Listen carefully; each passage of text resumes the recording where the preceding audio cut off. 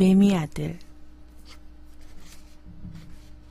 키가 190cm에 육박하는 거구의 아들 녀석을 올려다보노라면 꼬맹이였던 아들이 가끔 생각납니다. 재영이가 아기였을 때 별명이 매미였습니다. 엄마 등에 딱 달라붙어 떨어지려고 하지 않았기 때문입니다. 그 당시에 나는 일중독 환자처럼 일을 했습니다.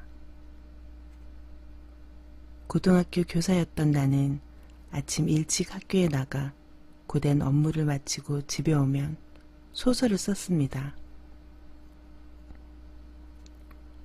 하루 24시간 풀가동하는 기계처럼 교사로, 주부로, 작가로 일을 했습니다. 아이를 키우는 일은 늘 다른 사람의 도움을 받아야 했습니다.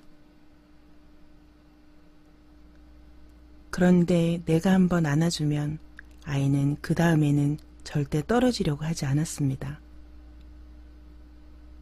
그 어느 누가 오라고 해도 절대 가지 않았고 내가 잠시 떼어놓으려고 하면 큰 소리로 울었습니다. 그러니 떼어놓을 수 없는 아이를 안기도 하고 업기도 하고 등에 매달기도 한 채로 나는 청소도 하고 빨래도 하고 집에 오는 손님을 맞고 학습 지도안도 짜고 소설도 써야 했습니다. 그런데 아들이 5살이 되던 해였습니다. 일하는 분이 집에 오셔야 학교에 나가는데 좀처럼 오시지 않았습니다. 조급한 마음에 베란다에 나가 밖을 내다보니 그분이 속상한 표정으로 아파트 화단에 앉아 우리 집 쪽을 올려다보고 있었습니다. 알고 보니 내가 설거지를 하느라 잘 듣지 못한 초인종 소리를 재영이가 듣고 튀어나가 문을 잠가버린 것입니다. 그러고는 아무리 열어달라고 해도 절대 열어주지 않은 모양이었습니다. 그제야 나는 재영이가 엄마와 함께하는 시간을 얼마나 갈망하는지 알 것 같았습니다.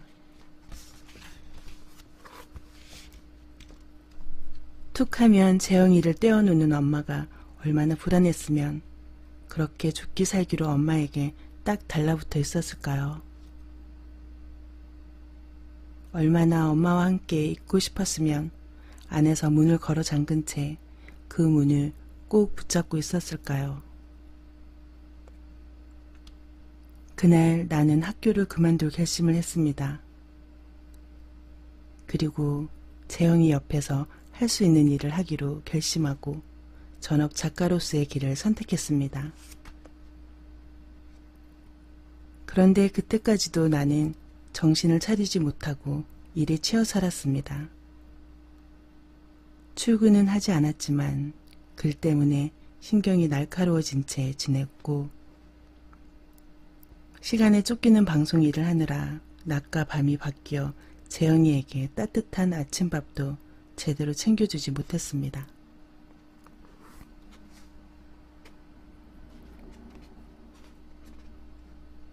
그러던 어느 날이었습니다. 재영이가 초등학교 1학년 무렵에 일일 아침 드라마를 쓰고 있었는데 정신이 번쩍 드는 일이 있었습니다. 재영이 담임선생님이 불러서 학교에 갔습니다. 선생님은 재영이의 그림을 가져오며 말씀하셨어요. 재영이가 그림 표현력이 대단해요.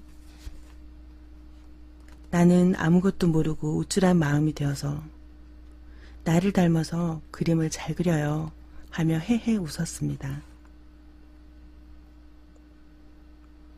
선생님에게서 건네받은 그림 속에는 마귀 할멈이 그려져 있었습니다. 컴퓨터 앞에 앉은 마귀 할멈의 눈은 붉게 충혈되어 있었고 마귀 할멈이 치는 자판에서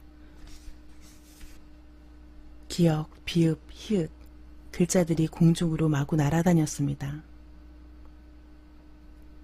그런데 그림의 뒷장을 돌려보니 제목이 우리 엄마였습니다.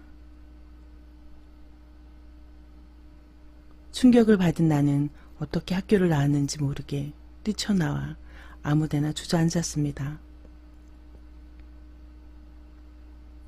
그러자 많은 생각들이 주마등처럼 스쳐갔습니다. 재영이가 방에 들어오려면 나가 하고 소리쳤고, 놀아달라고 하면 일하는 거 안 보여? 하며 짜증냈고, 배고프다고 하면 아줌마 하고 일하는 아주머니를 목청껏 불러댔습니다. 아이가 상처받은 것, 아이가 외로워하는 것, 아이가 슬퍼하는 것은 보이지 않았고, 오직 내일 아침에 나갈 드라마를 걱정하고 그 드라마를 써내지 못할까봐 전전긍긍했고 드라마 시청률에 연연했습니다. 한동안 그렇게 거리에 앉아 생각하고 또 생각했습니다. 무엇이 가장 소중한가? 무엇이 가장 중요한가? 내가 아니면 안 되는 것이 무엇인가? 드라마는 내가 아니어도 쓸 사람이 많다. 아니, 나보다 더 잘할 수 있는 사람이 많고 많다. 그러나 내 아이인 재영이를 나보다 더 사랑해줄 사람은 없다. 그토록 나를 갈망하는 아이를 떼어놓고 직장에 뛰어나가던 나. 그토록 나를 원하는 아이를 제껴두고 컴퓨터 앞에 앉아있던 나. 그 엄마의 등 뒤에서 아이는 얼마나 외로웠을까. 정신이 번쩍 든 나는 일어나 집으로 뛰어갔습니다. 그리고 재영이에게 소리쳤습니다. 재영아, 놀자. 재영이의 얼굴이 환해졌습니다.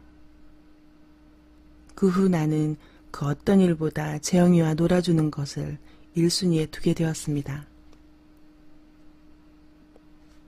재영이가 초등학교 4, 5학년이 되자 그 다음부터는 재영이가 엄마와 놀아주지 않았습니다. 재영이와 함께 가야지 하며 부푼 마음으로 준비한 연극 티켓이 재영이 친구의 손에 넘어가야 했고, 가족끼리 함께 떠나는 여행을 준비했더니 친구들과 논다고 거부했습니다. 재영이가 엄마를 졸졸 따라다니는 게 아니라 엄마가 재영이를 졸졸 따라다니게 되었습니다.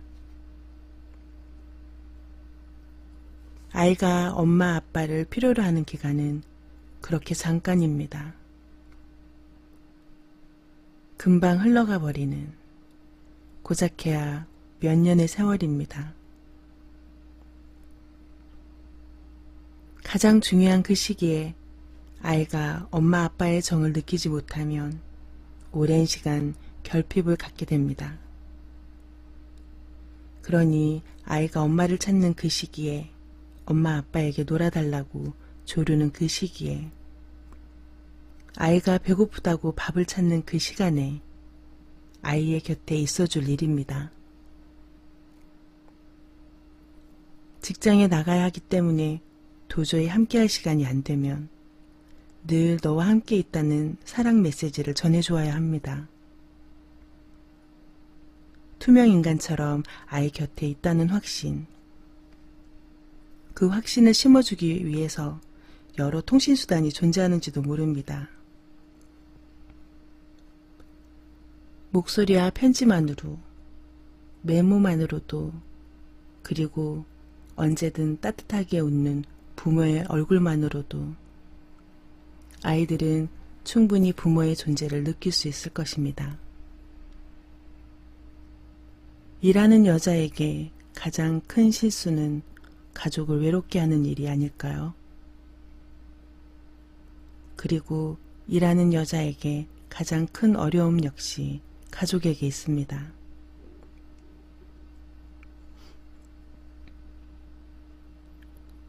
나도 모르게 내지르는 비명 속에 나도 모르게 내뱉는 한숨 속에 내 곁에 있는 사람들은 얼마나 힘들었을까.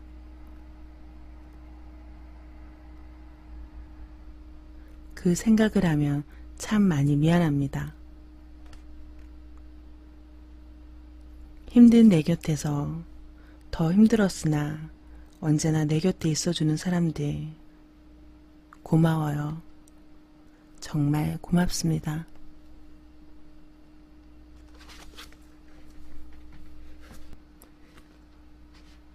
나무늘보 내 친구. 날쌔고 강한 것만 살아남는다는 동물의 세계에 아주 느린 동물이 있습니다. 바로 나무늘보입니다. 열대 밀림 지역에 사는 나무늘보는 아무리 열심히 뛰어도 1분에 1m밖에 이동하지 못합니다. 나무늘보는 행동만 느린 것이 아니고 재채기도 느리게 합니다. 에취가 아니라 에취 이렇게 말입니다. 빠르기만 추구하는 세상에서 느긋하고 천천히 반응하는 나무늘보.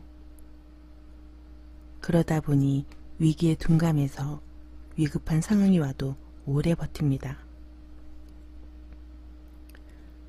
물속에 30분 이상 갇혀도 살아남고 상처를 입어도 늦게 반응하다 보니 자연 치료가 돼서 생명이 아주 깁니다.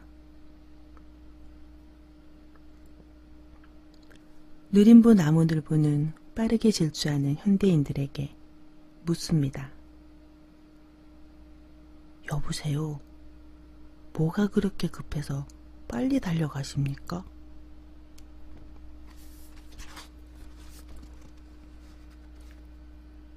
나무늘보 같은 친구가 있습니다. 그 친구는 언제나 바쁜 것 같지 않습니다. 단 한 번도 서두른 적이 없고 밥도 천천히, 말도 천천히 합니다. 그런데 이상한 일이죠. 그 친구는 참 많은 일을 해냅니다.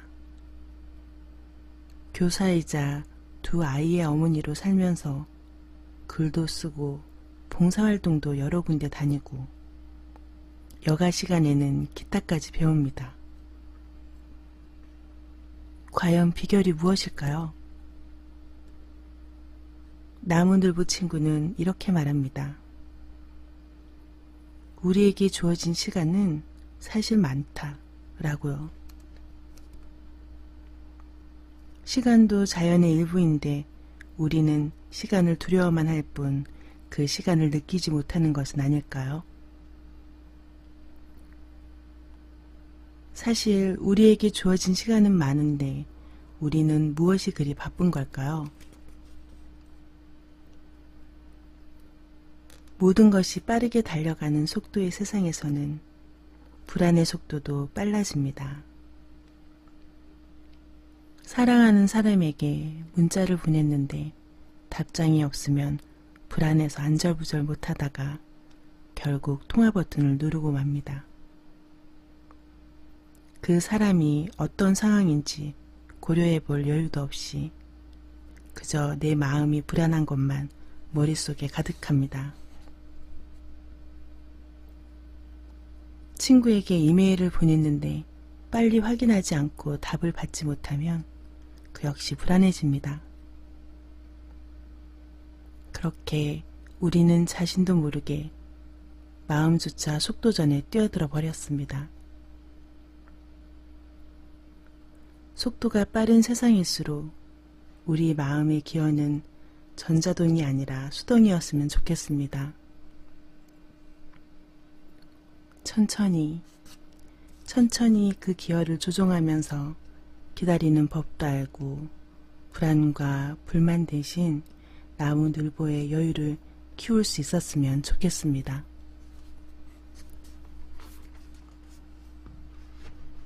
따뜻한 보답. 참 바쁘게 사는 지인이 있습니다. 집안일을 직접 할 수 없어서 집안일을 직접 할 수 없어서 일주일에 2번 도우미 아주머니가 집에 옵니다. 아무리 대가를 지불하고 일을 부탁하는 것이지만 집에 들어오면 깨끗하게 치워져 있으니 도우미 아주머니가 정말 고마워집니다.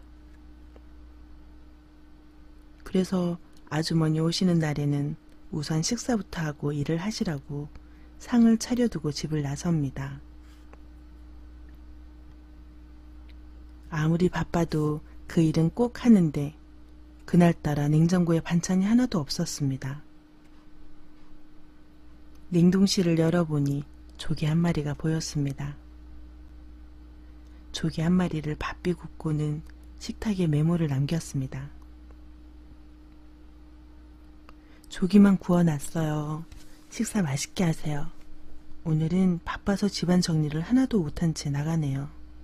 바쁘네요. 휘리릭.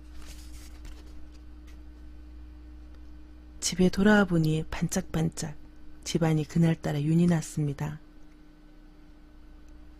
그날도 역시 도우미 아주머니가 한없이 고마웠습니다.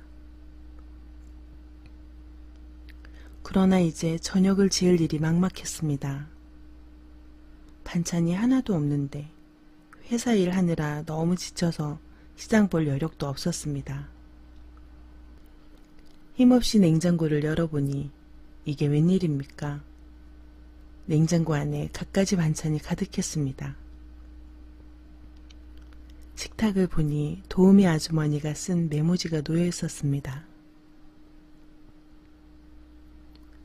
바쁘신 것 같아서 반찬 몇 가지 만들어 넣어뒀어요. 솜씨는 없지만 맛있게 드세요. 그리고 조기 정말 맛있게 잘 먹었습니다. 고맙습니다.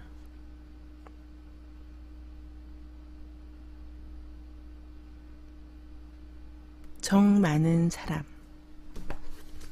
주변 사람들 중에 정감과 사랑이 넘치는 사람들을 보게 됩니다. 그들은 우주 만물을 친구로 삼을 줄 압니다. 동네에서 만나는 동물들과도 금세 친해지고 걸어가는 곳에 돌멩이 하나, 풀꽃 하나에도 금방 정이 듭니다. 나와 아무런 상관이 없는 사람의 불행에 눈물을 지을 줄 알고 가여운 대상이 동정심을 품습니다. 설령 아무리 큰 죄를 지은 사람이라고 해도 외면하기에 앞서 이해를 하려 합니다. 착한 사람을 금방 알아보고 작고 여린 것에 곧 정이 들고 아름다운 것을 금세 받아들이는 사람. 그러한 사람은 사람만 사랑하는 것이 아니라 우주 만물을 다 사랑하기 때문에 인생을 의욕적으로 살아가는 사람이기도 하지요. 햇살 하나에도 감사하는 마음을 품고 생의 에너지로 삼을 줄 알기 때문입니다. 사랑 채무자. 어머니는 첫사랑이 없는 줄 알았습니다. 꿈도 없는 줄 알았습니다. 새벽잠이 없는 줄 알았습니다. 특별히 좋아하는 음식이 하나도 없는 줄 알았습니다. 아버지는 눈물이 없는 줄 알았습니다. 심장도 굉장히 강한 줄 알았습니다. 정이 없는 줄 알았습니다.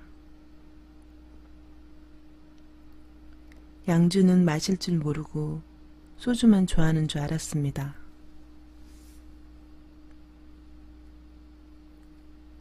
친구는 고민이 없는 줄 알았습니다. 연봉이 아주 높은 줄 알았습니다. 바쁜 스케줄이 없는 줄 알았습니다. 하지만 어느 날 알았습니다. 그들은 나를 위해 인내하고 얇은 지갑을 열고 소중한 것을 내어주고 나를 위해 슬픔을 감추고 애써 웃어주었다는 것을 참 뒤늦게 알았습니다. 우리를 위해 기꺼이 자세를 낮추는 사람들, 우리를 위해 기꺼이 주인공의 자리를 양보하고 조명이 되어준 사람들, 그런 사람들이 있습니다. 그러므로 우리는 그 사랑을 누군가에게 나누어 주어야 할 책임이 있는 사랑 부자인 동시에 사랑 채무자입니다.